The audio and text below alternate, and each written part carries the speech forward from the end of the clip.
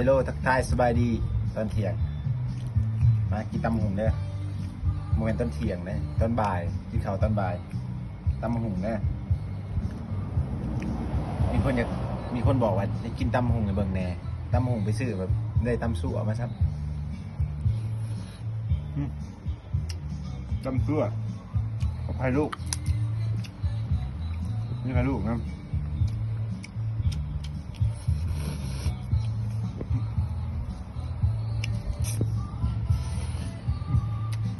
ตำหุงไข่ไม่ต้มตำซั่วให้ลูกก็ไม่ได้กินเองลูกมันพอดีงามนะมาเด้อ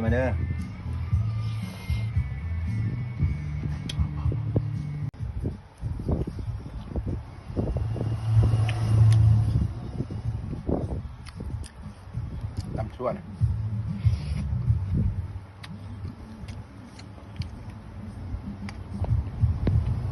เก็บหมูกับหมูกรอบก็ได้เก็บหมูมันต้องคือหั่นแล้วอันนี้อย่างแต่มีเก็บหมูหั่นกับกรอบบอกให้เนอะเป็นตาแซ่บนะนี่ไม่เป็นตาแซ่บ